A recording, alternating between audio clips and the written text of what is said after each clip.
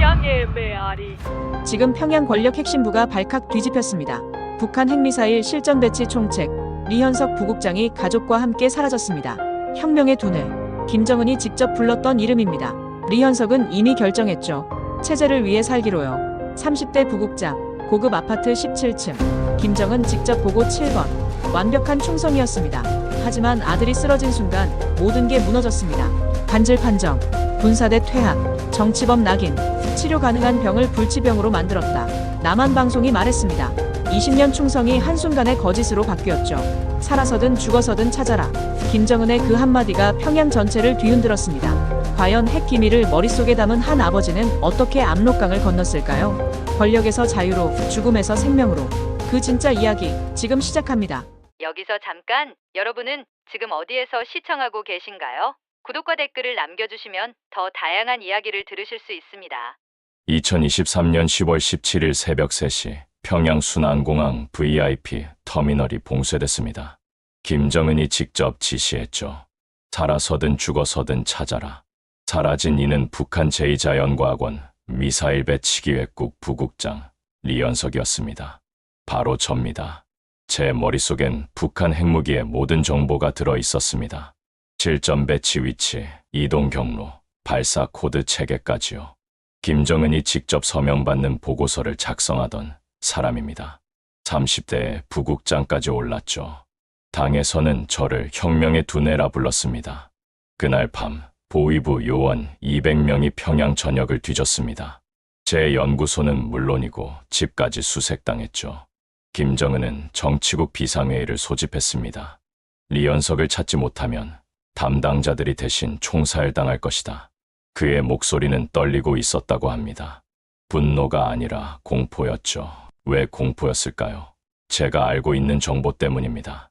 핵탄두 12기의 정확한 위치, 이동식 발사대 23대의 배치 계획, 그리고 가장 중요한 것. 김정은 본인의 대피 경로와 비상지휘소 위치까지 알고 있었으니까요. 저는 평양 중심부 창광거리에 살았습니다. 고급 아파트 17층이었죠. 창문으로는 주체사 상탑이 보였습니다. 매일 아침 그 탑을 보며 충성을 다짐했습니다. 20년 넘게요.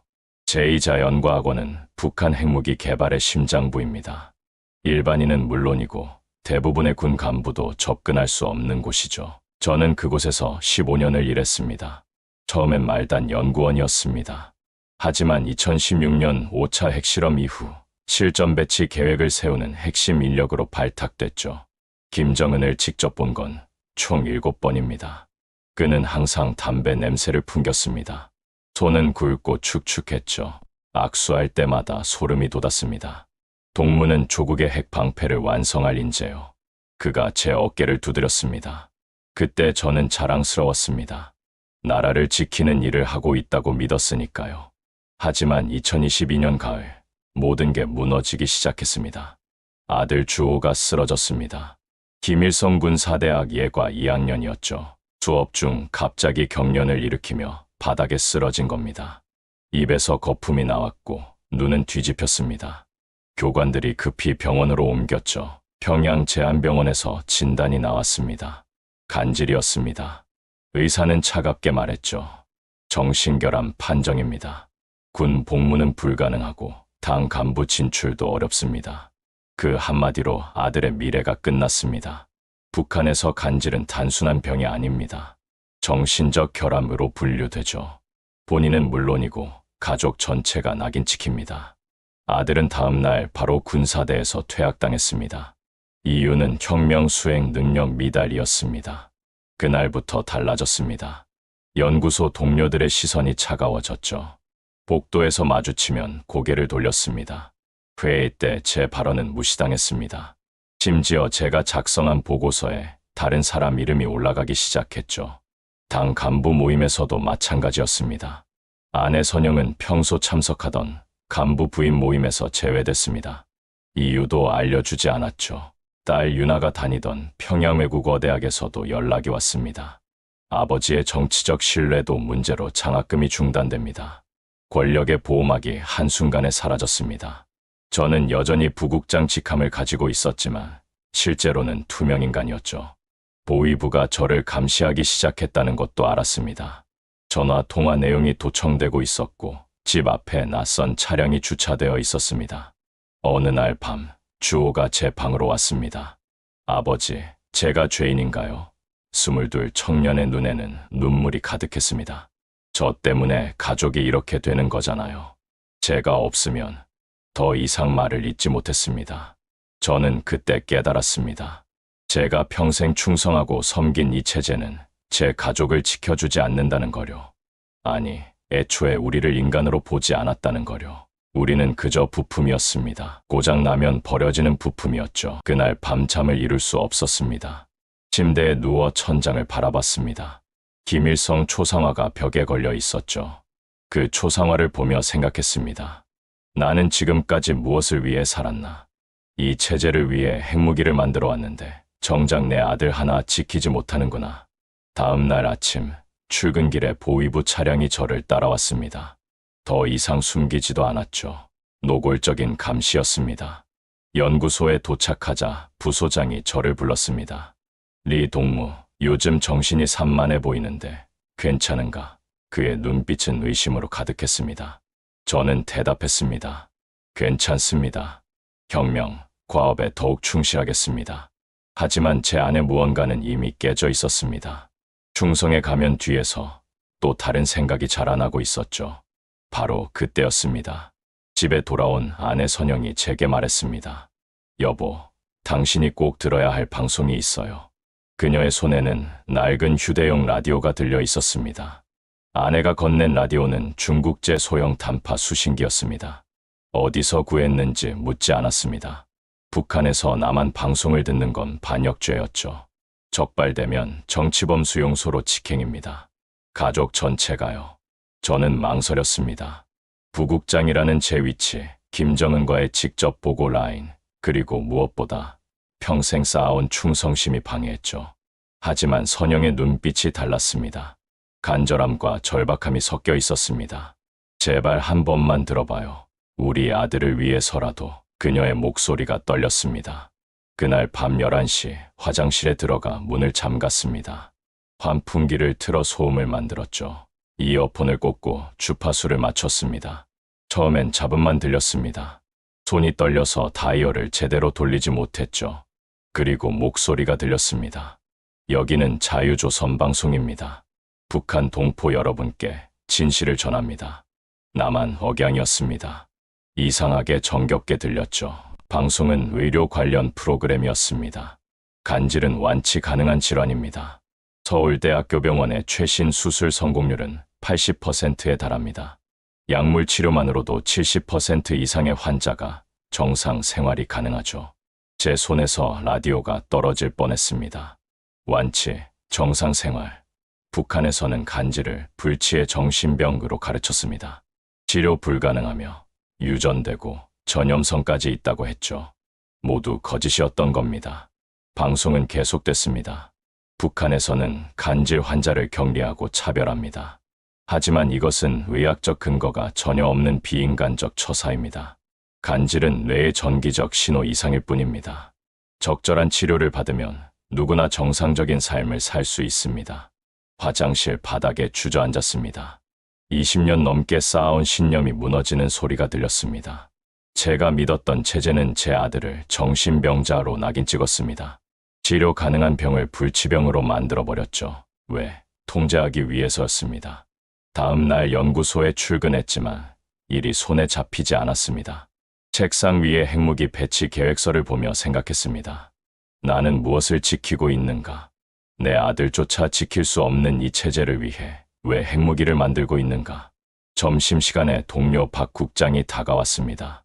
그는 저보다 5년 선배였죠. 현석이, 요즘 안색이 안 좋은데 괜찮은가? 그의 눈빛에는 걱정이 아니라 의심이 있었습니다. 괜찮습니다. 피곤할 뿐입니다. 저는 거짓 웃음을 지었습니다. 아들 일 때문에 힘들겠지. 하지만 개인의 고통보다 혁명의 위협이 중요하네. 자네도 그건 알지. 그가 제 어깨를 툭 쳤습니다. 위로가 아니라 경고였죠. 오후 3시 부소장실에 호출됐습니다. 방에는 부소장 외에 낯선 남자 둘이 앉아 있었습니다. 보위부였습니다. 파란색 인민복의 색깔만 봐도 알 수 있었죠. 리 동무, 안께 부소장의 목소리는 평소보다 경직돼 있었습니다. 보위부 요원이 파일을 펼쳤습니다. 최근 자네 집에서 수상한 전파 신호가 감지됐네. 혹시 외부와 연락하는 통신 장비를 소지하고 있나? 심장이 얼어붙었습니다. 라디오를 들킨 건가? 아내가 체포된 건가? 머릿속이 하얘졌습니다. 그런 것 없습니다. 연구소 업무용 휴대전화 외에는 아무것도 없습니다. 제 목소리는 침착했습니다. 20년간 당 간부로 살며 익힌 기술이었죠. 그래, 그럼 이건 뭔가? 요원이 사진 한 장을 내밀었습니다. 우리 집 아파트 창문 사진이었습니다. 빨간 원으로 표시된 부분이 있었죠. 지난 3일 밤 11시 27분, 자네 집 화장실 창문에서 빛이 새어나왔네. 일반 전등과는 다른 푸른색 빛이었지. 라디오의 다이얼 불빛이었습니다. 저는 속으로 욕했습니다. 빌어먹을 중국제 라디오, 다이얼 불빛까지 감시당할 줄이야. 아, 그건 제 연구 자료를 보던 독서등입니다. 요즘 눈이 침침해서 밝은 조명을 사용합니다. 즉석에서 거짓말을 만들어냈습니다. 보위부 요원들이 서로 눈빛을 교환했습니다. 그래, 그렇다면 다행이군. 하지만 리 동무, 명심하게. 자네는 국가 핵심 기밀을 다루는 사람이야. 항상 조심해야 하네. 작은 실수도 반역이 될 수 있어. 그날 저녁 집에 돌아와 선영에게 모든 걸 말했습니다. 라디오는 즉시 버렸습니다. 변기에 넣고 물을 내렸죠. 하지만 이미 늦었습니다. 보위부는 우리를 주시하고 있었습니다.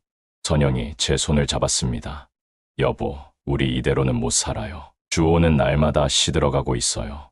어제는 자살하고 싶다고 했어요. 가슴이 무너졌습니다. 22, 아들이 죽고 싶다니. 그리고 유나도 힘들어해요. 학교에서 따돌림 당하고 있대요. 아버지가 간질병 아들을 둔 사람이라고요. 교수들도 차별해요. 저는 창밖을 바라봤습니다. 주체 사상탑의 불빛이 어둠 속에서 빛나고 있었습니다. 평생 저 불빛을 향해 달려왔습니다. 하지만 이제 그 빛이 감옥의 서치라이트처럼 느껴졌습니다. 선영, 만약. 저는 말을 잇지 못했습니다. 만약 뭐요? 그녀가 제 얼굴을 똑바로 쳐다봤습니다. 만약 우리가 여기를 떠날 수 있다면. 침묵이 흘렀습니다. 30초쯤 지났을까요? 선영이 천천히 고개를 끄덕였습니다. 그게 우리 가족이 살 수 있는 유일한 길이라면요. 그 순간 모든 게 결정됐습니다. 저는 북한 핵무기 실전 배치 총책이었습니다. 김정은이 직접 신뢰하는 인물이었죠. 하지만 이제는 아버지였습니다. 아들을 살려야 하는 아버지였습니다. 다음 날부터 저는 이중 생활을 시작했습니다. 낮에는 충직한 혁명 일꾼이었습니다. 회의에 참석하고 보고서를 작성하고 충성 구호를 외쳤죠. 하지만 밤에는 탈출 계획을 세웠습니다. 첫 번째 문제는 브로커를 찾는 것이었습니다. 북한에서 탈북 브로커와 접촉하는 건 목숨을 거는 일이었죠. 하지만 방법이 없었습니다. 연구소 자재관리 담당인 김석희를 주목했습니다. 그는 중국과 무역 업무를 담당했죠. 의심스러운 구석이 많았습니다. 비싼 중국제 담배를 피우고 수입품 시계를 차고 다녔죠.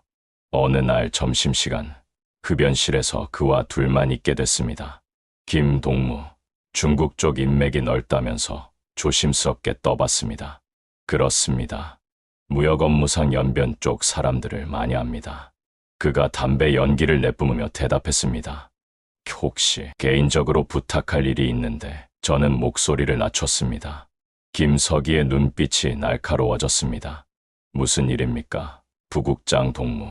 나중에 따로 얘기하지. 그 이상은 말하지 않았습니다. 저녁 7시 연구소 뒤편 창고에서 다시 만났습니다. 주위에 사람이 없는 걸 확인한 후 말했습니다. 김동무, 내 가족을 남쪽으로 보낼 방법이 필요하네. 그의 얼굴이 굳었습니다. 부국장 동무, 무슨 말씀을? 자네도 알지. 내 아들 일. 저는 그의 눈을 똑바로 봤습니다. 이 체제는 내 가족을 버렸어. 나도 이제 이 체제를 버릴 때가 됐네. 김석희는 한참을 망설이다가 고개를 끄덕였습니다. 부국장 동무, 제가 아는 사람이 있긴 합니다. 하지만 돈은 문제 없네. 내게 저축이 있어. 사실 별로 없었습니다. 하지만 연구소에 있는 백금 촉매제를 빼돌릴 계획이었죠. 중국에서 높은 값에 팔립니다. 문제는 돈이 아닙니다. 부국장 동무는 너무 높은 위치에 계십니다. 사라지는 순간 평양 전체가 뒤집힐 겁니다. 국경도 봉쇄될 거고요. 그의 말이 맞았습니다. 일반 주민도 아니고 핵 기밀을 다루는 부국장이었으니까요.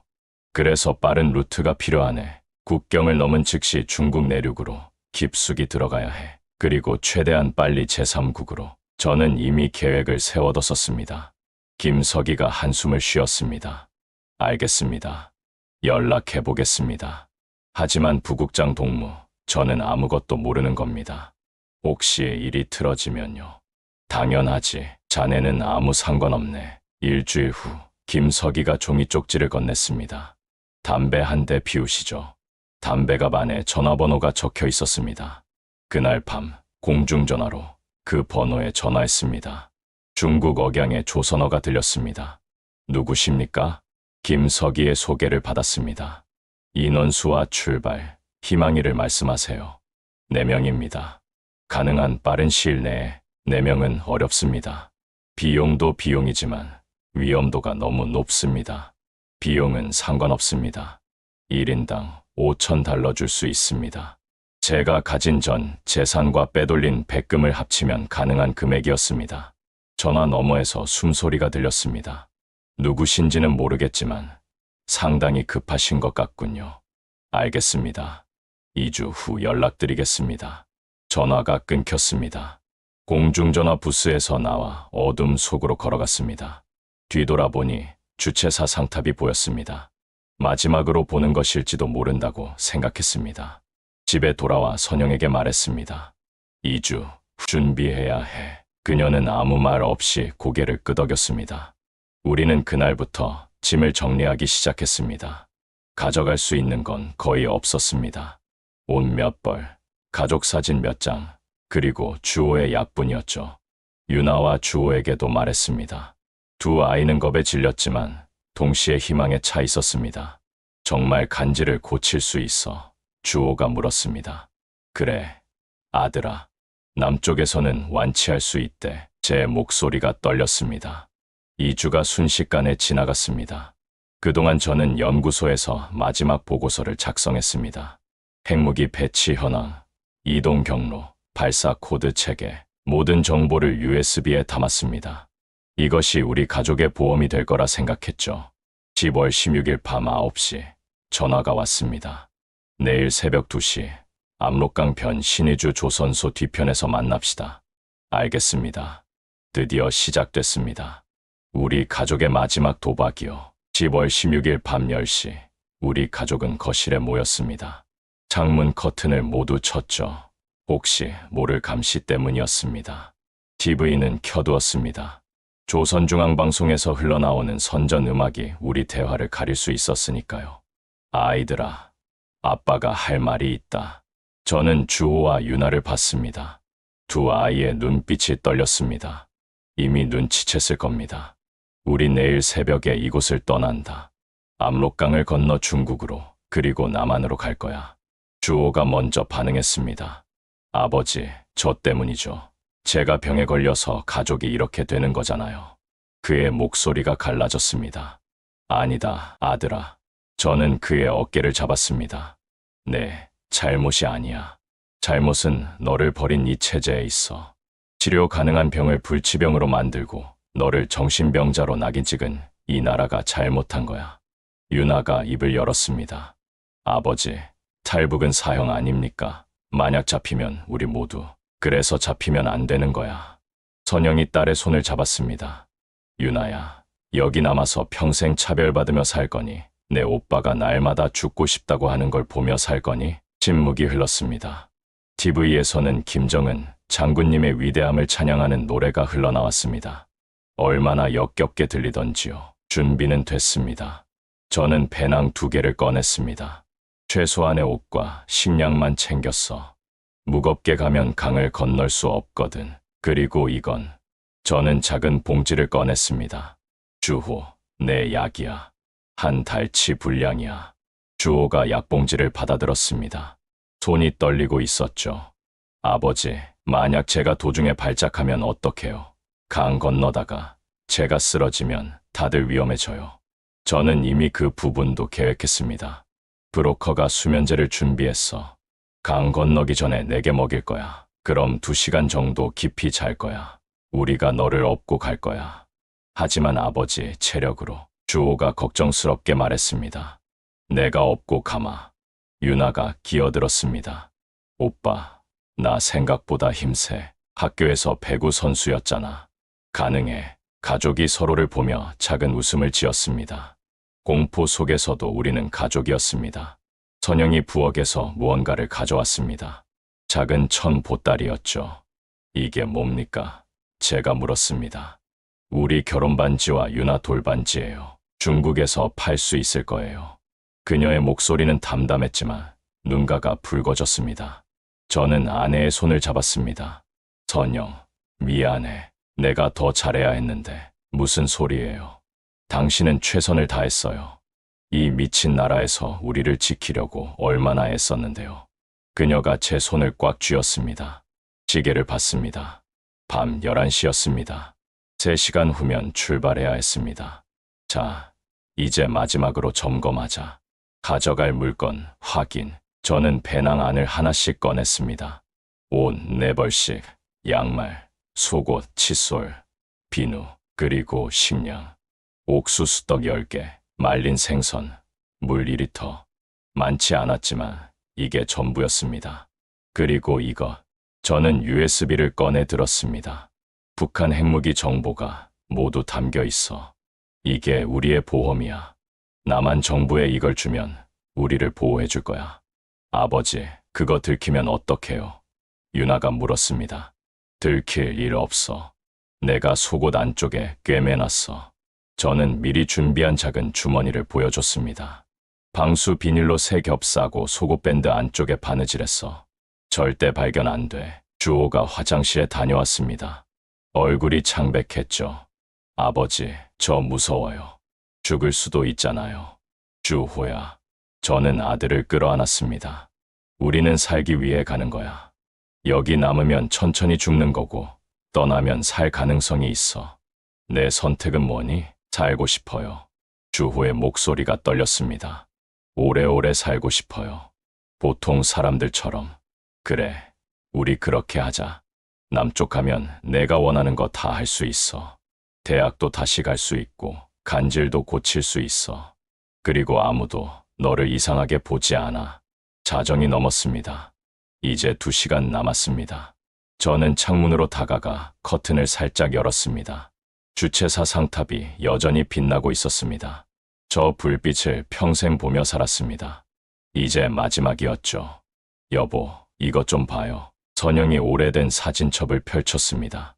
우리 결혼 사진, 주호 돌잔치, 유나 입학식, 평범하고 행복했던 순간들이었습니다. 이거 가져갈까요? 그녀가 물었습니다. 저는 고개를 저었습니다. 너무 무거워. 그리고 만약 국경에서 검문당하면 의심받을 수 있어. 기억으로만 간직하자. 선영은 사진첩을 쓰다듬다가 책장에 도로 꽂았습니다. 그럼 여기 두고 가는 거네요. 우리 20년 인생을 새로 시작하는 거야. 남쪽에서 더 좋은 추억 만들 거야. 제가 위로했지만 사실 저도 가슴이 아팠습니다. 새벽 1시 3분, 출발 30분 전입니다. 저는 가족을 모아놓고 마지막 지시를 했습니다. 첫째, 절대 큰 소리 내지 마. 둘째, 내 지시를 정확히 따라와. 셋째, 만약 우리가 헤어지게 되면 각자 강을 건너 중국 쪽 마을로 가. 거기서 조선족을 찾아 도움을 청해. 넷째, 저는 말을 잇지 못했습니다. 넷째가 뭡니까? 선영이 물었습니다. 넷째, 만약 내가 잡히면 나머지는 계속 가. 나를 기다리지 마. 일단 살아남는 게 중요해. 그런 소리 하지 마세요. 선영이 소리쳤습니다. 그리고 입을 막았죠. 너무 큰 소리였습니다. 우리는 숨을 죽였습니다. 혹시 옆집에 들렸을까요? 30초가 지나도 아무 일 없었습니다. 다행이었습니다. 미안해요. 선영이 속삭였습니다. 하지만 당신 없이는 못 가요. 우리는 함께 가야 해요. 저는 아내를 안았습니다. 그래, 함께 가자. 우리 네 식구 모두 드디어 새벽 2시가 됐습니다. 저는 배낭을 메고 문 앞에 섰습니다. 가족들도 준비를 마쳤죠. 주호는 이미 수면제를 먹었습니다. 30분 후면 잠들 겁니다. 자, 제가 문손잡이를 잡았습니다. 그 순간 문 밖에서 발소리가 들렸습니다. 우리 모두 얼어붙었습니다. 누군가 우리 집 앞을 지나가고 있었습니다. 발소리는 계단 쪽으로 멀어졌습니다. 순찰조야. 선영이 속삭였습니다. 밤에 아파트 순찰 돌잖아요. 5분만 기다리자. 저는 시계를 봤습니다. 5분이 평생처럼 길었습니다. 온 가족이 숨소리마저 죽였습니다. 주호는 벌써 눈이 스르르 감기고 있었습니다. 약이 작용하기 시작한 겁니다. 5분 후 저는 다시 문을 열었습니다. 복도는 조용했습니다. 비상계단으로 향했죠. 엘리베이터는 너무 위험했습니다. 집 7층에서 1층까지 계단을 내려갔습니다. 주호는 제 등에 엎여 있었습니다. 완전히 잠든 상태였죠. 무게가 상당했지만 참을 수 있었습니다. 1층 로비를 조심스럽게 빠져나왔습니다. 경비원이 졸고 있었습니다. 다행이었죠. 우리는 뒷문으로 나갔습니다. 평양의 밤거리는 어두웠습니다. 가로등도 거의 꺼져 있었죠. 전기가 부족해서였습니다. 우리는 그 어둠을 이용해 이동했습니다. 30분을 걸어 시외버스 정류장에 도착했습니다. 거기서 브로커가 보낸 차를 만나기로 했습니다. 어둠 속에서 희미한 차 불빛이 보였습니다. 리 동무입니까? 운전사가 조용히 물었습니다. 그렇습니다. 저는 암호처럼 대답했습니다. 길은 멉니다. 하지만 희망은 있습니다. 운전사가 암호를 완성했습니다. 우리는 차에 탔습니다. 낡은 승합차였습니다. 뒷좌석에 주호를 눕히고 나머지는 옆에 앉았습니다. 차가 출발했습니다. 창밖으로 평양이 멀어지고 있었습니다. 제가 태어나고 자란 도시였습니다. 이제 다시는 볼 수 없을지도 모릅니다. 괜찮아요. 선영이 제 손을 잡았습니다. 저는 거짓말을 했습니다. 사실은 두려웠습니다. 하지만 가족 앞에서는 강해야 했죠. 차는 밤새 달렸습니다. 평양에서 신의주까지는 4시간 거리였습니다. 검문소를 3번 통과했습니다. 운전사는 미리 준비한 통행증을 보여줬죠. 어떻게 구한 건지 모르겠지만 효과가 있었습니다. 새벽 5시 3분 신의주에 도착했습니다. 압록강이 보였습니다. 저 너머가 중국이었습니다. 자유였습니다. 여기서 내리십시오. 운전사가 말했습니다. 저기 보이는 조선소 뒤편으로 가세요. 거기서 브로커가 기다립니다. 우리는 차에서 내렸습니다. 주호는 여전히 자고 있었습니다. 제가 다시 등에 업었죠. 어둠 속을 걸어 조선소 뒤편으로 갔습니다. 녹슨 배들이 정박해 있었습니다. 그 사이로 한 남자가 나타났습니다. 리 동무, 그가 물었습니다. 그렇습니다. 제가 대답했습니다. 시간이 없습니다. 지금 강을 건너야 합니다. 6시 30분이면 초소, 교대 시간이거든요. 그 전에 건너야 합니다. 우리는 강변으로 갔습니다. 차가운 10월 바람이 불었습니다. 강물은 검고 깊어 보였습니다. 저 배를 타세요. 브로커가 작은 보트를 가리켰습니다. 노는 쓰지 마세요. 물살에 몸을 맡기세요. 조용히 건너가야 합니다. 우리는 배에 올랐습니다. 주호를 배 가운데 눕히고 나머지는 가장자리에 앉았습니다. 브로커가 배를 밀었습니다. 배가 강으로 나아갔습니다. 물소리가 작게 들렸습니다. 저 멀리 초소의 불빛이 보였습니다. 우리는 숨을 죽였습니다. 강 한가운데 왔을 때 서치라이트가 우리를 스쳤습니다. 모두 배 바닥에 엎드렸습니다. 심장이 터질 것 같았습니다. 서치라이트는 다른 곳으로 향했습니다. 우리는 다시 일어나 계속 나아갔습니다. 10분쯤 지났을까요? 반대편 강둑이 보였습니다. 중국이었습니다. 조금만 더 가면 됐습니다. 그때 뒤에서 소리가 들렸습니다. 거기서 확성기 소리였습니다. 북한 초소에서였죠. 빨리, 선영이 소리쳤습니다. 우리는 미친 듯이 노를 저었습니다. 총성이 울렸습니다. 물보라가 튀었습니다. 탄환이 배 옆을 스쳤습니다. 엎드려 제가 소리쳤습니다. 가족들이 배 바닥에 붙었습니다. 더 많은 총성이 울렸습니다. 하지만 우리는 이미 강 끝에 가까웠습니다. 배가 강둑에 부딪혔습니다. 저는 주호를 업고 강둑으로 뛰어올랐습니다. 선영과 유나도 따라왔죠. 우리는 미친 듯이 달렸습니다. 뒤에서 총소리가 계속 들렸지만 이미 사정거리 밖이었습니다. 100m쯤 달렸을까요? 중국 마을이 보였습니다. 우리는 골목 사이로 숨어 들어갔습니다. 숨이 터질 것 같았습니다. 하지만 웃음이 나왔습니다. 살았습니다. 우리가 살아남은 겁니다. 해냈어요. 유나가 웃으며 울었습니다.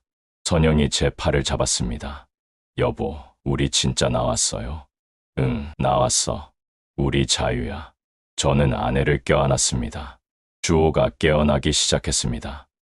아빠, 여기가 어디예요? 아들아, 우리 중국이야. 이제 살았어. 가족이 서로를 껴안았습니다. 눈물과 웃음이 섞였습니다. 우리는 압록강을 건넜습니다. 죽음의 강을 넘어 희망의 땅으로 온 겁니다.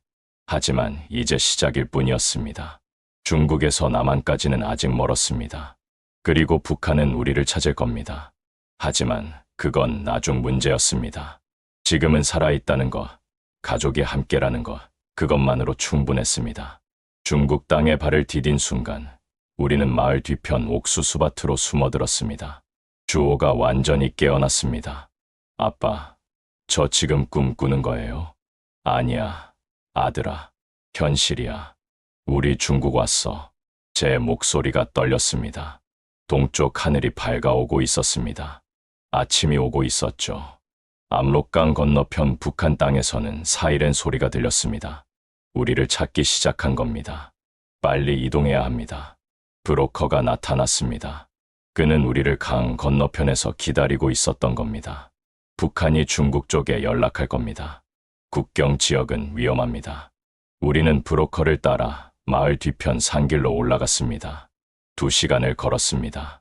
주호가 힘들어했지만 악을 썼죠. 괜찮아요, 아빠. 저 걸을 수 있어요. 산 너머 작은 농가에 도착했습니다. 조선 쪽 집이었습니다. 주인 할머니가 우리를 맞았죠. 어서 들어오소. 밥 먹소. 따뜻한 옥수수죽이 나왔습니다. 며칠 만에 먹는 제대로 된 식사였습니다. 주호가 허겁지겁 먹었습니다.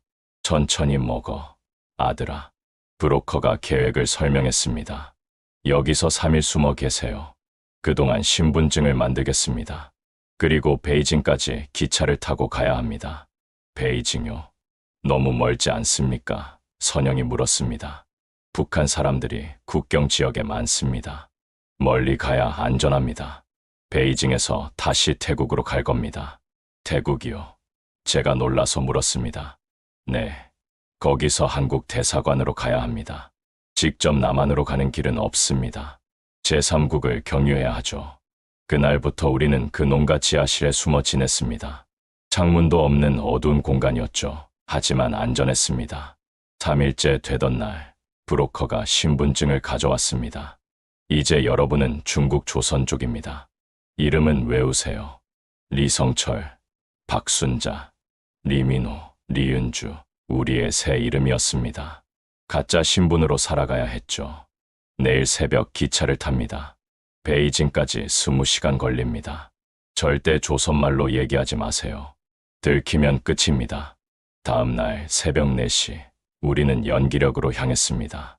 기차표를 끊고 플랫폼에 섰습니다. 주위에 사람들이 많았죠. 모두 중국인처럼 보였습니다. 기차가 들어왔습니다. 우리는 조용히 탑승했습니다. 4인 침대 칸이었죠. 문을 닫고 안도의 한숨을 쉬었습니다. 아빠, 우리 진짜 괜찮은 거예요? 유나가 물었습니다. 응, 이제 조금만 더 버티면 돼. 저는 창밖을 봤습니다. 기차가 출발했습니다. 북한이 점점 멀어지고 있었습니다. 하지만 10시간쯤 지났을 때 문제가 생겼습니다. 열차 경찰이 검표를 하러 왔습니다. 신분증 보여주세요. 저는 가짜 신분증을 건넸습니다. 경찰이 유심히 봤습니다. 조선족이십니까? 네, 그렇습니다. 제가 중국어로 대답했습니다. 연구소에서 배운 중국어가 도움이 됐죠. 어디 가십니까? 베이징에 친척 만나러 갑니다. 경찰이 고개를 끄덕이고 신분증을 돌려줬습니다. 좋은 여행 되세요. 문이 닫히자 우리 모두 긴장이 풀렸습니다. 첫 번째 관문을 넘은 겁니다. 베이징에 도착한 건 다음 날 저녁이었습니다. 브로커의 동료가 우리를 맞았죠. 이쪽으로 오세요. 우리는 베이징 외곽의 작은 여관으로 갔습니다. 조선족들이 모여 사는 곳이었습니다. 여기서 2주 기다리세요. 태국 비자를 만들겠습니다. 2주는 길었습니다. 좁은 방에 내 식구가 갇혀 지냈죠. 밖에 나갈 수도 없었습니다. 들킬 위험이 있었으니까요. 그 사이 뉴스를 봤습니다. 중국 TV에서였죠. 북한 고위 간부 탈북 사건. 평양 전역 수색 중 제 얼굴이 나올까봐 두려웠지만 다행히 나오지 않았습니다. 아마 북한이 숨기고 있는 것 같았습니다. 주호의 상태가 나빠졌습니다. 약이 떨어지기 시작했죠. 아빠, 머리가 아파요. 발작 전조 증상이었습니다.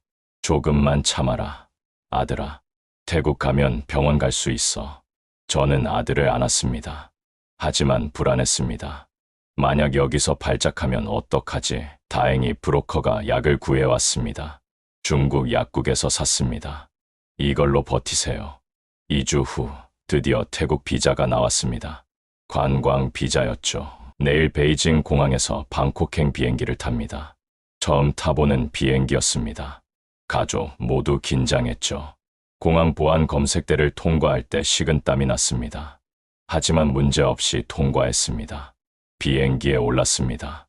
창가 좌석이었죠. 이륙하자 구름 위로 올라갔습니다. 처음 보는 광경이었습니다. 아빠, 저게 구름이에요.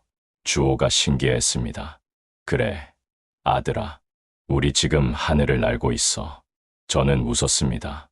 북한에서는 상상도 못할 일이었죠. 5시간 후 방콕에 도착했습니다. 뜨거운 공기가 우리를 맞았습니다. 열대 기후였죠. 브로커의 태국 동료가 우리를 데리러 왔습니다. 한국 대사관까지 1시간 거리입니다. 내일 아침에 가시죠. 그날 밤 호텔에서 잤습니다. 처음으로 편안한 침대였습니다. 하지만 잠이 오지 않았습니다. 내일이면 한국 대사관에 갑니다. 그럼 정말로 끝나는 걸까요? 다음 날 아침 9시, 우리는 한국 대사관 앞에 섰습니다. 태극기가 휘날리고 있었습니다. 제 평생 처음 보는 깃발이었죠. 문을 열고 들어갔습니다. 경비원이 다가왔습니다. 무슨 일이십니까? 저희는 북한에서 왔습니다. 망명 신청하러 왔습니다. 제 목소리가 떨렸습니다. 경비원의 얼굴이 진지해졌습니다. 잠시만 기다리세요. 5분 후 한 남자가 나왔습니다. 정장 차림이었죠. 저는 대사관 영사입니다. 안으로 들어오시죠. 우리는 작은 방으로 안내됐습니다. 영사가 물었습니다. 성함과 신분을 말씀해 주시겠습니까? 저는 리현석입니다. 북한 제2자연과학원 미사일 배치기획국 부국장이었습니다. 영사의 눈이 커졌습니다. 부국장이라고요? 네, 그리고 이게 제가 가져온 정보입니다. 저는 속옷 안쪽에서 USB를 꺼냈습니다. 북한 핵무기 배치 정보가 모두 담겨 있습니다. 영사는 USB를 받아들고 심호흡을 했습니다. 리 선생님, 잠시만 기다려 주시겠습니까? 서울에 연락해야 할 것 같습니다. 30분 후 영사가 돌아왔습니다. 그리고 말했습니다. 리 선생님, 가족분들, 대한민국이 여러분을 환영합니다. 이제 안전합니다. 그 말에 우리 가족은 모두 울음을 터뜨렸습니다. 2개월간의 도망이 끝난 겁니다. 우리는 살았습니다. 그리고 자유를 찾았습니다. 대사관에서 3일을 보냈습니다. 작은 방이었지만 안전했습니다. 한국 음식이 나왔죠. 김치찌개, 불고기, 밥, 북한 음식과 비슷하면서도 달랐습니다. 훨씬 맛있었죠. 담당 영사 김도현 씨가 매일 우리를 찾아왔습니다. 리 부국장님, 서울에서 국정원 요원들이 오고 있습니다. 귀국 절차를 도와줄 겁니다. 얼마나 걸립니까? 저는 물었습니다. 일주일 정도요. 그동안 여기서 편히 쉬세요. 그리고 건강검진도 받으셔야 합니다. 다음 날 대사관 의사가 왔습니다. 가족 모두 검진을 받았죠. 주호 씨, 간질약을 계속 복용하고 계시죠? 네. 하지만 중국에서 산 약이라 잘 듣지 않습니다. 주호가 대답했습니다. 서울 가면 정밀 검사를 받으셔야 합니다. 수술도 고려해봐야 할 것 같습니다. 의사가 설명했습니다. 수술이요? 정말 완치할 수 있습니까? 선영이 급하게 물었습니다. 네. 서울대병원의 간질 수술 성공률은 80%입니다. 충분히 가능합니다. 그 말에 주호의 얼굴이 밝아졌습니다. 평생 처음으로 희망을 본 표정이었죠. 김도현 영사가 저를 따로 불렀습니다. 리 부국장님, USB 내용을 확인했습니다. 서울에서 매우 중요한 정보라고 합니다. 그렇다니 다행입니다. 저는 안도했습니다. 이 정보가 우리 가족의 안전을 보장할 거라 믿었으니까요. 하지만 한 가지 문제가 있습니다. 김 영사의 표정이 심각해졌습니다. 무슨 문제입니까? 북한이 리 부국장님을 찾고 있습니다. 중국 공안에도 협조를 요청했고 태국 경찰에도 연락했다고 합니다. 제 등에서 식은땀이 흘렀습니다. 여기까지 추적했다는 말입니까? 아직은 아닙니다. 하지만 시간 문제입니다. 그래서 출국을 서둘러야 합니다. 그날 밤 대사관 밖에서 이상한 차량이 목격됐습니다. 번호판이 없는 검은색 승용차였죠. 대사관 경비가 보고했습니다. 중국 정보기관일 가능성이 있습니다. 김 영사가 말했습니다. 내일 새벽에 공항으로 이동하겠습니다. 비밀이에요. 다음 날 새벽 4시, 우리는 대사관 뒷문으로 빠져나갔습니다. 외교관 차량에 탔죠. 창문은 모두 선팅이 되어 있었습니다. 공항으로 가는 길, 저는 계속 뒤를 확인했습니다. 누가 따라오는 것 같았죠. 김 영사님, 저 차가 우리를 따라오는 것 같습니다. 김 영사도 뒤를 봤습니다. 맞습니다. 속도를 높이세요. 운전사에게 지시했습니다. 차가 빨라졌습니다. 하지만 뒤따르는 차도 빨라졌죠. 추격전이 시작됐습니다. 아이들 머리 숙여 저는 가족을 보호했습니다. 만약 총을 쏘면 어떡하지? 다행히 공항 입구에 경찰이 있었습니다. 뒤따르던 차가 멈췄습니다. 우리는 안전하게 공항에 들어갔습니다. 빨리 체크인하세요. 한국행 비행기는 1시간 후 출발합니다. 김 영사가 서둘렀습니다. 공항 보안 검색대를 통과했습니다. 출국 심사를 받았죠. 긴장되는 순간이었습니다. 만약 여기서 걸리면 여권 좀 보여주세요. 태국 출국 심사관이 말했습니다. 저는 한국 대사관에서 발급받은 임시 여행 증명서를 건넸습니다. 심사관이 컴퓨터를 확인했습니다. 30초가 영원처럼 길었죠. 통과하세요. 심사관이 도장을 찍었습니다. 우리는 탑승구로 달려갔습니다. 비행기가 곧 출발할 예정이었죠. 마지막으로 탑승했습니다. 자리에 앉자 안도의 한숨이 나왔습니다. 드디어 한국 가는구나. 선영이 제 손을 잡았습니다. 비행기가 이륙했습니다. 창밖으로 방콕이 멀어졌습니다. 그리고 구름 위로 올라갔죠. 아빠, 우리 정말 한국 가는 거예요. 유나가 물었습니다. 응, 이제 진짜야. 5시간 후면 인천공항이야. 주호가 창밖을 보며 말했습니다. 아빠, 저 구름 너머에 뭐가 있을까요? 희망이 있어, 아들아. 네, 새로운 삶이 있어. 5시간은 빠르게 지나갔습니다. 기내식을 먹고 영화를 봤죠. 처음 보는 한국 영화였습니다. 자막이 이상했습니다. 같은 말인데 표현이 달랐죠. 곧 인천공항에 착륙하겠습니다. 기내 방송이 나왔습니다. 창밖을 보니 육지가 보였습니다. 빌딩들이 빛나고 있었죠. 북한보다 훨씬 밝았습니다. 비행기가 착륙했습니다. 바퀴가 땅에 닿는 순간 박수가 터져 나왔습니다. 우리도 박수를 쳤죠. 대한민국에 오신 것을 환영합니다. 기내 방송이 들렸습니다. 대한민국, 제 새로운 조국이었습니다. 인천공항 입국장에 내렸을 때 저는 숨이 멎는 줄 알았습니다. 천장이 높고 밝았죠. 수천 명의 사람들이 오가고 있었습니다. 모두 자유롭게 걸어 다녔습니다. 감시하는 사람도, 검문소도 없었습니다. 주호가 입을 벌렸습니다. 여기가 천국인가요? 아니야, 아들아. 이게 자유야. 저는 아들의 어깨를 잡았습니다. 입국 심사대 앞에 섰습니다. 한국인 전용 라인이었죠. 탈북민이십니까? 심사관이 물었습니다. 네, 그렇습니다. 저는 대답했습니다. 잠시만 기다려주세요. 심사관이 전화를 걸었습니다. 5분 후 정장을 입은 두 남자가 나타났습니다. 리현석 씨 가족분들이시죠? 저희는 국정원입니다. 이쪽으로 오시죠. 우리는 별도의 방으로 안내됐습니다. VIP 라운지 같은 곳이었죠. 소파가 있고 음료가 준비되어 있었습니다. 먼저 환영합니다. 한 요원이 말했습니다. 이름표에는 박상민이라고 적혀 있었죠. 긴 여정 고생 많으셨습니다. 이제 안전합니다. 그 말에 선영이 울음을 터뜨렸습니다. 2달 넘게 참았던 감정이 한꺼번에 쏟아진 겁니다. 저도 눈시울이 뜨거워졌죠. 오늘은 이곳 공항 인근 호텔에서 쉬시고 내일 조사를 시작하겠습니다.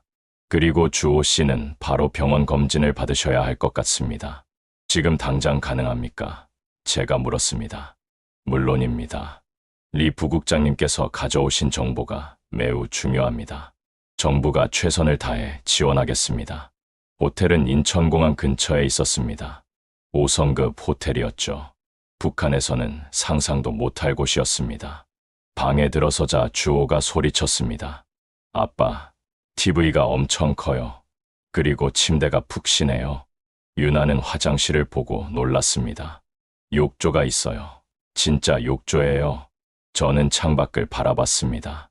6차선 도로에 자동차들이 쉼 없이 달리고 있었습니다.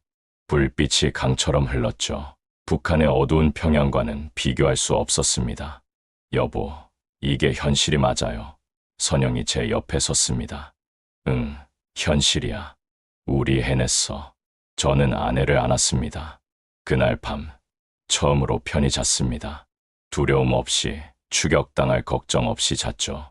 다음 날 아침, 국정원 요원들이 다시 찾아왔습니다. 오늘부터 조사를 시작하겠습니다. 리 부국장님께서 알고 계신 모든 정보를 말씀해 주시면 됩니다. 저는 국정원 청사로 이동했습니다. 가족은 호텔에 남았죠. 조사실은 생각보다 편안했습니다. 소파가 있고 차와 과자가 준비되어 있었죠. 편하게 말씀해 주세요. 여기는 북한이 아닙니다. 박상민 요원이 말했습니다. 저는 3일 동안 모든 것을 말했습니다. 핵무기 배치 위치, 이동 경로, 발사 코드 체계, 김정은의 비상 대피소, 군부 내부 권력 구조, 제가 아는 모든 것을 쏟아냈습니다. 이 정보는 매우 귀중합니다. 요원이 말했습니다. 리 부국장님의 협조에 감사드립니다. 조사가 끝난 후 저는 주호가 입원한 병원으로 갔습니다. 서울대학교 병원이었죠. 최고의 병원이라고 했습니다. 병실에 들어서니 주호가 침대에 누워 있었습니다. 각종 장비가 연결되어 있었죠. 아들아, 괜찮니? 네, 아빠. 의사 선생님이 수술하면 완치될 수 있대요. 주호의 얼굴이 밝았습니다. 담당 의사가 들어왔습니다. 보호자시죠. 검사 결과가 나왔습니다. 의사는 뇌 MRI 사진을 보여줬습니다. 여기 보이는 부분이 간질을 일으키는 병소입니다. 수술로 제거 가능합니다. 성공률은 85%입니다. 85%요. 제 목소리가 떨렸습니다. 네, 높은 확률입니다. 수술 후 약 80% 환자가 발작이 완전히 사라집니다. 저는 주호의 손을 잡았습니다. 아들아, 수술 받을 거지? 네, 아빠. 저 이제 정상인이 되고 싶어요. 수술은 일주일 후로 잡혔습니다. 그 사이 우리 가족은 하나원으로 이동했습니다. 탈북민 정착 시설이었죠. 하나원은 경기도 안성에 있었습니다. 넓은 부지에 깔끔한 건물들이 있었죠. 여기서 3개월간 한국 사회 적응 교육을 받으시게 됩니다. 담당 상담사가 설명했습니다. 방은 4인 가족실이었습니다.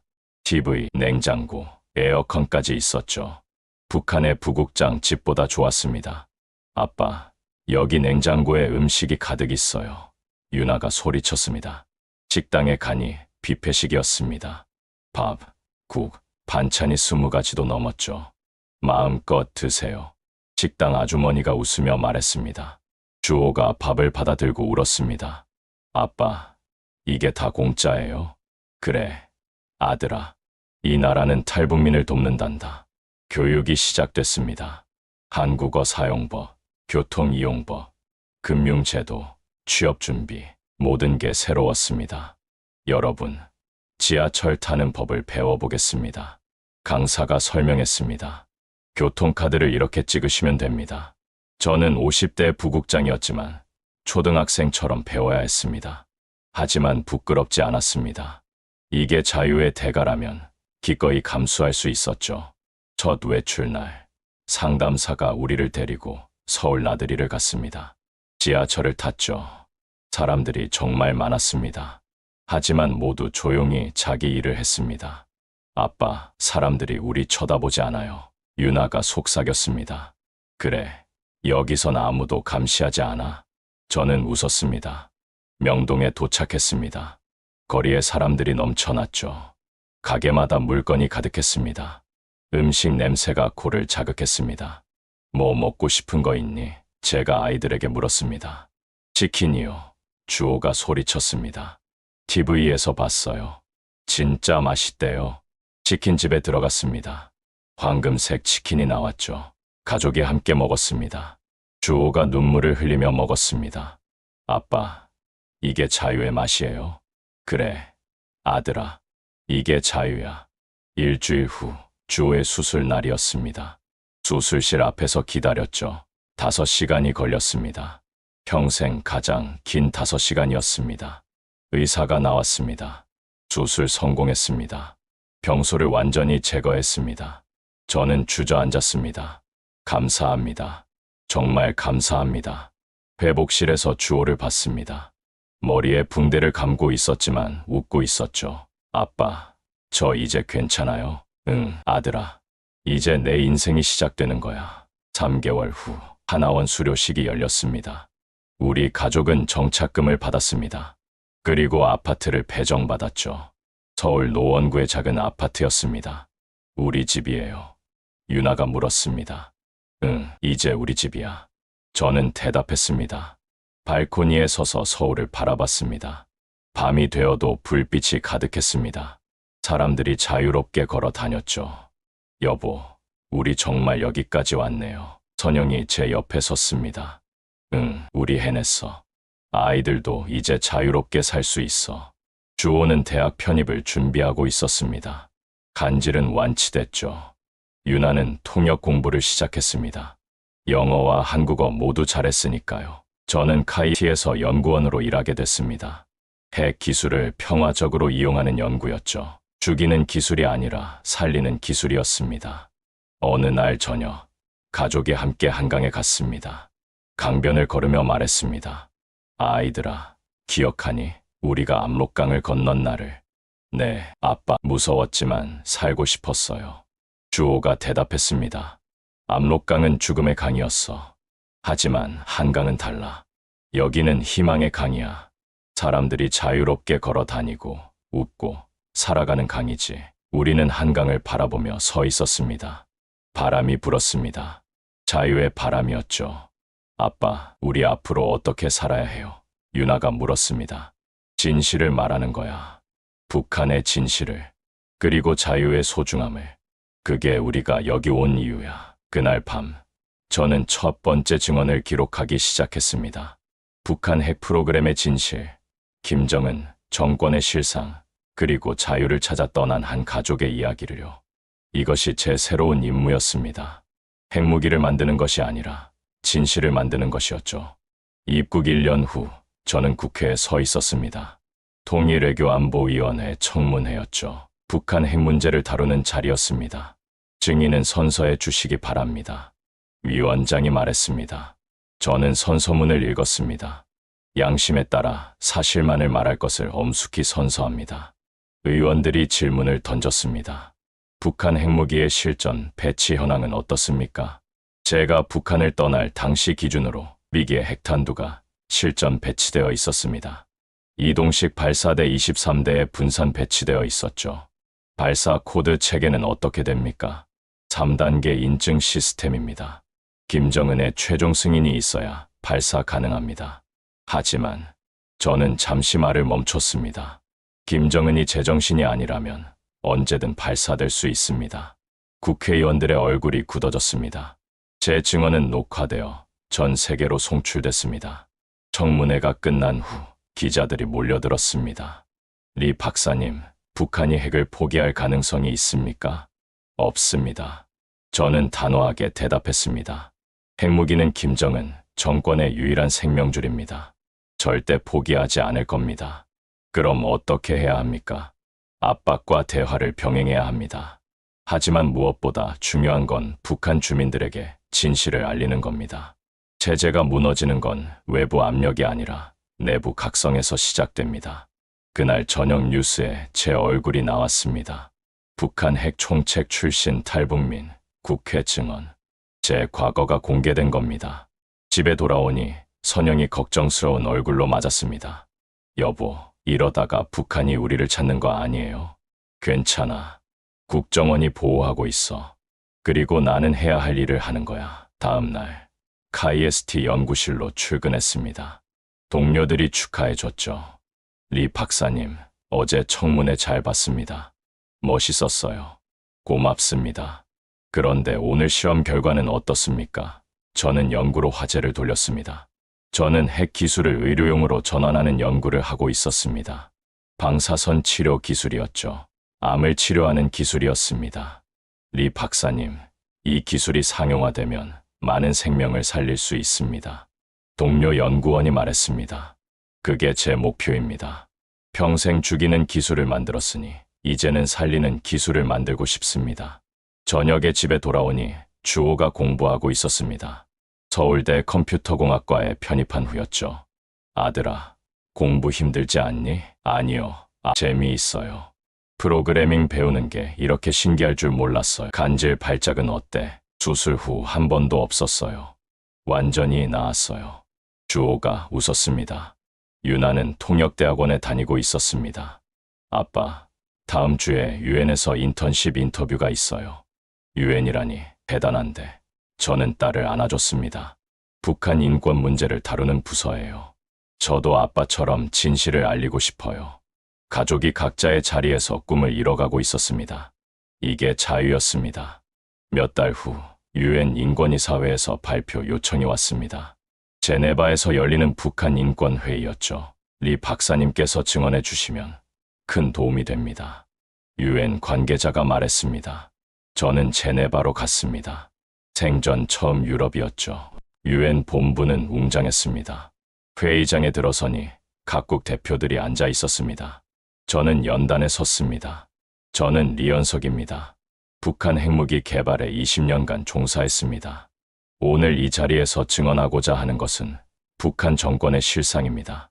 저는 제 경험을 이야기했습니다. 아들이 간질 판정을 받고 버려진 이야기, 동료가 총살당한 이야기, 그리고 자유를 찾아 탈출한 이야기를요. 북한 정권은 핵무기 개발에 수십억 달러를 쏟아붓습니다. 하지만 자국민은 굶주리고 있습니다. 의료 시스템은 붕괴했고 교육은 세뇌 수단일 뿐입니다. 제 목소리가 떨렸지만 계속 말했습니다. 저는 북한에서 권력의 정점에 있었습니다. 하지만 제 아들 하나 지킬 수 없었습니다. 이게 북한의 현실입니다. 권력도 돈도 소용없습니다. 오직 김정은의 뜻에 따라서만 살아갈 수 있습니다. 회의장이 조용했습니다. 모두가 제 이야기를 경청했죠. 저는 핵무기가 얼마나 위험한지 압니다. 하지만 더 위험한 건 그 무기를 가진 정권입니다. 그들은 자국민조차 인간으로 보지 않습니다. 그런 정권이 핵무기를 가졌다는 것, 이게 진짜 위협입니다. 발표가 끝나자 박수가 터져 나왔습니다. 여러 나라 대표들이 제게 다가와 악수를 청했습니다. 용기 있는 증언이었습니다. 유럽연합 대표가 말했습니다. 감사합니다. 하지만 이건 제 의무입니다. 제가 살아남은 이유가 이것입니다. 한국으로 돌아오는 비행기 안에서 창밖을 봤습니다. 구름 위의 하늘은 맑았습니다. 압록강을 건넌 그날 밤의 어둠과는 달랐죠. 아버지 북한에서 죽은 모든 사람들, 그들의 이름으로 저는 증언을 계속하겠습니다. 인천공항에 도착하니 가족이 마중 나와 있었습니다. 아빠, 뉴스에서 봤어요. 멋있었어요. 유나가 뛰어왔습니다. 유엔에서 아빠가 한 말 다 맞아요. 저도 그렇게 생각해요. 주호가 말했습니다. 여보, 고생했어요. 자랑스러워요. 선영이 제 손을 잡았습니다. 우리는 함께 집으로 돌아갔습니다. 서울의 밤하늘에는 별이 없었습니다. 도시의 불빛이 너무 밝아서였죠. 하지만 그 불빛 하나하나가 자유를 누리는 사람들의 삶이었습니다. 아빠, 앞으로 하실 거예요. 주호가 물었습니다. 계속 연구하고 계속 증언할 거야. 그리고 언젠가 북한도 자유로워지는 날을 보고 싶구나. 그 날이 올까요? 유나가 물었습니다. 반드시 올 거야. 역사는 자유의 편이니까 조금 오래 걸릴 뿐이지. 그날 밤, 저는 연구 노트에 썼습니다. 핵무기는 사람을 죽인다. 하지만 진실과 자유는 사람을 살린다. 나는 후자를 선택한다. 이것이 북한 핵 총책에서 자유의 증언자가 된 제 이야기입니다. 압록강에서 한강까지, 죽음에서 생명까지, 억압에서 자유까지의 여정이었습니다. 그리고 이 여정은 아직 끝나지 않았습니다. 북한에 남은 2,500만 명을 위해, 자유를 모르고 죽어가는 사람들을 위해 저는 계속 싸울 것입니다. 진정한 조국은 국민을 살리는 나라입니다. 그리고 대한민국은 저와 제 가족을 살려줬습니다. 이제 제 차례입니다. 다른 이들을 살리는 것이요. 입국 3년 후 저는 한강 고수부지를 걷고 있었습니다. 주말 아침이었죠. 사람들이 자전거를 타고 조깅을 하고 가족과 산책했습니다. 선영이 제 옆에서 걸었습니다. 여보, 3년 전 이맘때 생각나. 응, 압록강 건너던 날이지. 그때는 살 수 있을지 몰랐어요. 하지만 지금 보세요. 우리 이렇게 평화롭게 걷고 있잖아요. 주호와 유나가 앞서 걸어갔습니다. 둘 다 대학생이 됐죠. 평범한 한국 청년들처럼 살고 있었습니다. 아빠, 저기 카페에서 아이스크림 먹어요. 유나가 소리쳤습니다. 그래, 저는 웃었습니다. 카페에 앉아 아이스크림을 먹었습니다. 달콤했습니다. 자유의 맛이었죠. 리 박사님, 옆 테이블에서 누군가 불렀습니다. 젊은 남자였습니다. 네, 그런데요. 저 탈북민입니다. 2년 전에 왔어요. 박사님 증언 보고 용기 얻었습니다. 감사합니다. 저는 그의 손을 잡았습니다. 아닙니다. 잘 정착하고 계시죠? 네, 다니고 있습니다. 어렵지만 행복합니다. 그게 제일 중요합니다. 자유롭게 사는 것이요. 그가 떠난 후 저는 한강을 다시 바라봤습니다. 강물이 천천히 흘러갔습니다. 압록강의 거친 물살과는 달랐죠. 여보, 우리 잘한 거 맞죠? 선영이 물었습니다. 물론이지. 우리는 옳은 선택을 했어. 그리고 앞으로도 잘할 거야. 휴대폰이 울렸습니다.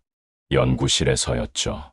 리 박사님, 새 논문이 국제학술지에 실렸습니다. 축하드립니다. 고맙습니다. 월요일에 봅시다. 전화를 끊고 가족을 봤습니다. 아빠, 논문이 실렸대요. 아빠 대단해. 주호가 엄지를 치켜 세웠습니다. 이제 진짜 한국 사람 다 된 것 같아요. 유나가 웃었습니다. 저는 고개를 저었습니다. 아니야. 나는 여전히 북한 사람이기도 해. 그곳에서 태어나고 자랐으니까. 하지만 이제는 대한민국 국민이기도 하지. 둘 다야. 그게 뭐가 중요해요. 아빠는 자유로운 사람이에요. 주호가 말했습니다. 맞는 말이었습니다. 국적이 중요한 게 아니었습니다. 자유가 중요했죠. 저녁 때 집으로 돌아왔습니다. TV 뉴스에서 북한 소식이 나왔습니다. 북한, 또 미사일 발사. 화면에 김정은이 나왔습니다. 예전에 제 상사였죠. 지금은 한낱 독재자일 뿐이었습니다. 저 사람 밑에서 일했다는 게 믿기지 않아. 저는 중얼거렸습니다.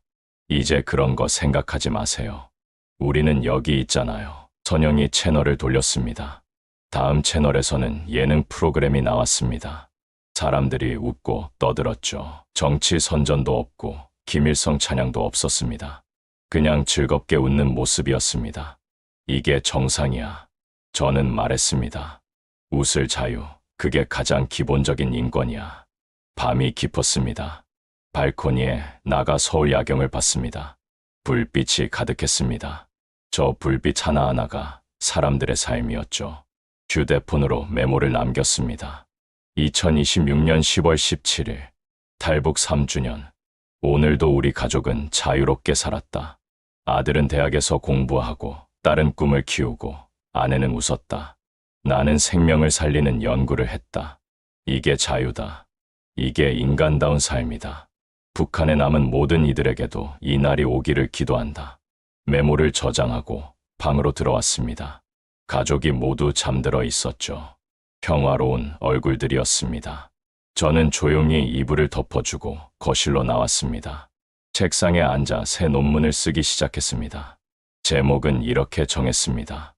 핵 기술의 평화적 전환 파괴에서 치유로. 이것이 제 새로운 사명이었습니다. 죽음의 기술을 생명의 기술로 바꾸는 것이요. 키보드를 두드리는 소리만이 고요한 밤을 채웠습니다. 창밖으로는 서울의 불빛이 반짝였습니다. 압록강에서 한강까지 우리 가족은 긴 여정을 걸어왔습니다. 그 여정은 고통으로 가득했지만 결국 희망으로 끝났습니다. 그리고 이제 새로운 여정이 시작됩니다. 다른 이들을 위한 여정이요. 북한에 남은 2,500만 명, 그들도 언젠가 이 자유를 누릴 날이 올 것입니다. 제가 증언하고 연구하고 싸우는 이유가 바로 그것입니다. 진정한 조국은 국민을 살리는 나라입니다. 그리고 저는 이제 그런 나라의 국민입니다. 오늘 이야기 어떠셨나요? 여러분의 의견과 탈북민들이 자유대안에 정착을 응원하는 메시지를 댓글로 남겨주세요. 감사합니다. 재밌었으면 구독, 좋아요, 평양의 메아리.